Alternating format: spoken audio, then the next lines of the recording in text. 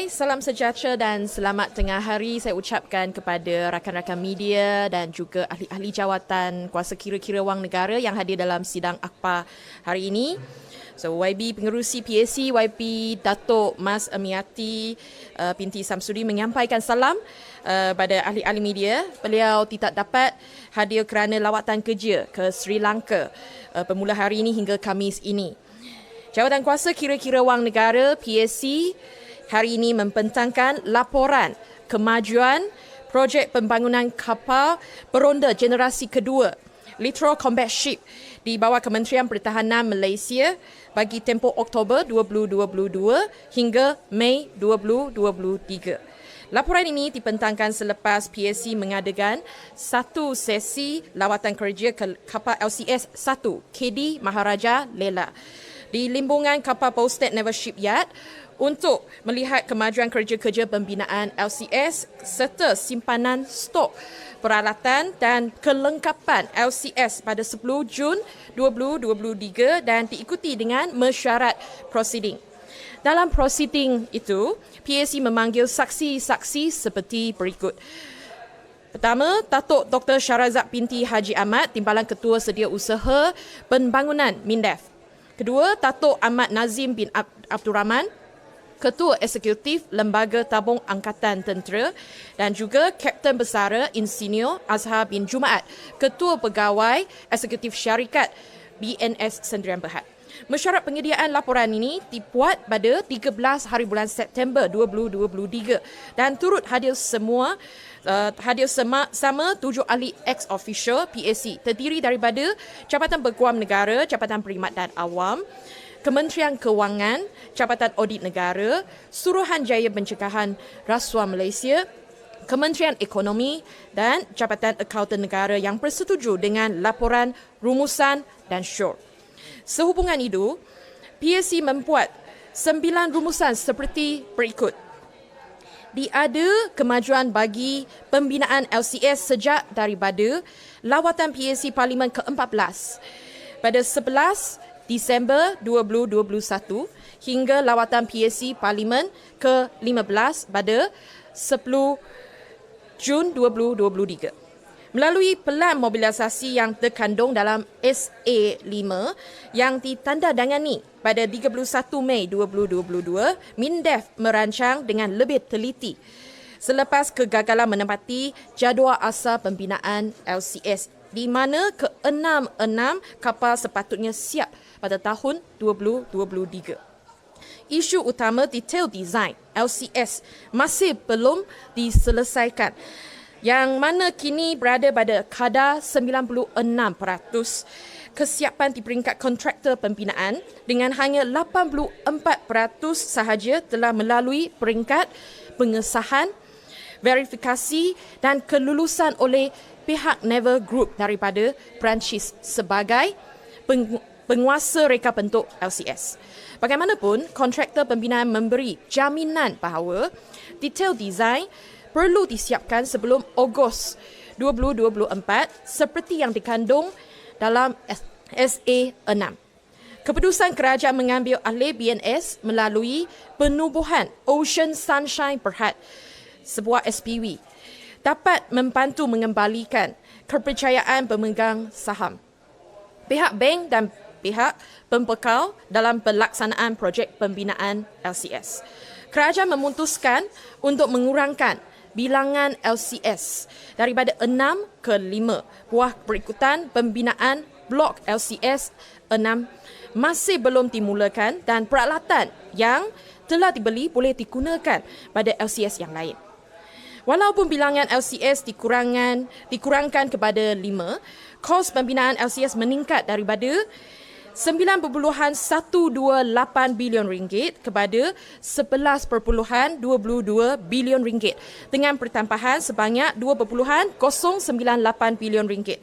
Berpunca daripada kos bagi reka bentuk itu amount adalah 0.211 bilion ringgit, harga peralatan 1.214 bilion ringgit, insurans dan risiko 0.466 bilion ringgit, kos kewangan 0.143 bilion ringgit dan kos pengurusan projek 0.066 bilion ringgit. Kelewatan dan pertambahan masa juga merupakan faktor utama peningkatan ini berlaku.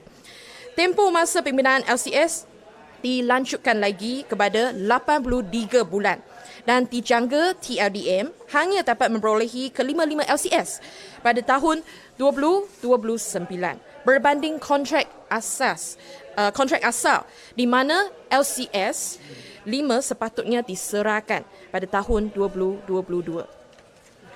Perjanjian SA6 yang ditandatangani pada 26 Mei 2023 tidak mendapat persetujuan AGC. Memandangkan Jabatan Perkenaan menjelaskan bahawa pihaknya telah memaklumkan kepada MINDEF bahawa perlu ada tindakan lanjut bagi SA6 dan dikemukakan kembali kepada AGC sebelum ia ditandatangani. Keputusan MINDEF membelakangkan AGC dalam menandatangani SA6 ialah satu tindakan yang tidak wajar dilakukan kerana ia boleh memberikan implikasi perundangan kepada kerajaan dan ia tidak boleh berulang. Sebagai langkah penambahbaikan, PSC Parlimen mengesyorkan 6 perkara kepada kerajaan untuk dilaksanakan seperti berikut. 1. MINDEF perlu memastikan pelaksanaan pelan mobilisasi mengikut syarat yang telah ditetapkan dengan kapal pertama LCS disiapkan pada Mei 2024 dan diserahkan kepada TLDM pada Ogos 2026. 2. MINDEF perlu memastikan kontraktor pembinaan menyiapkan detail design sepenuhnya termasuk mendapat kelulusan daripada Naval Group sebelum Ogos 2024 seperti yang terkandung dalam SA6. 3. Kerajaan hendaklah memastikan pengambil alihan BNS oleh Ocean Sunshine Berhad mencapai matlamat asal pelaksanaannya. 4. MINDEF dan TLDM bertanggungjawab dalam memastikan keseluruhan projek pembinaan 5 buah LCS bernilai 11.22 bilion ringgit boleh disiapkan serta diserahkan kepada TLDM mengikut tempoh dan kos yang telah dipersetujui dalam SA6. Kementerian dan agensi kerajaan hendaklah memastikan supaya draft kontrak yang dirunding dengan syarikat telah dirujuk dan disemak sebagai teratur serta dipersetujui oleh Jabatan Peguam Negara terlebih dahulu sebelum ditandatangani. Keenam, Jabatan Audit Negara perlu menjalankan perauditan sebelum LCS 1 diserahkan kepada TLDM dan membentangkannya di Parlimen. Orang ramai yang berminat untuk membaca dan meneliti laporan PSC Parlimen berhubung kemajuan projek pembangunan kapal peronda generasi kedua Literal Combat Ship di bawah Kementerian Pertahanan Malaysia bagi tempoh Oktober 2022 hingga Mei 2023 boleh memuat turun laporan berkenaan di laman web PSC di alamat www.parliament.gov.my/PSC.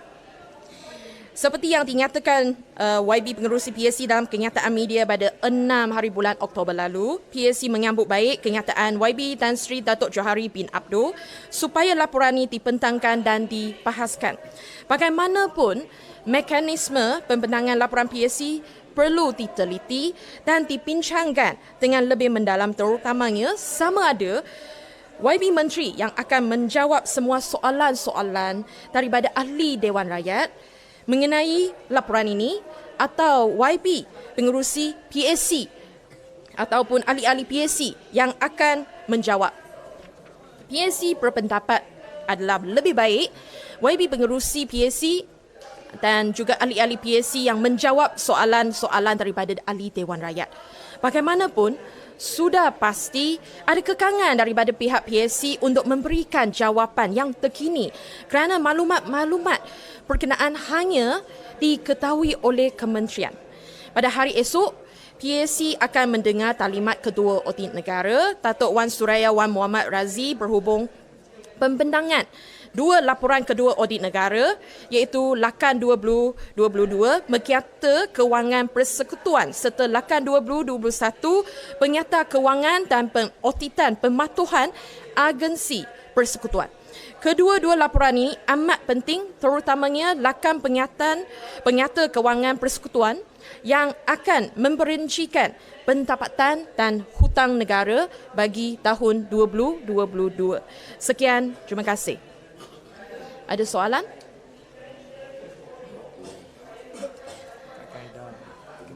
Ini adalah laporan dan juga kawan-kawan media boleh muat turun di laman web PAC iaitu www.parliament.gov.my/PAC.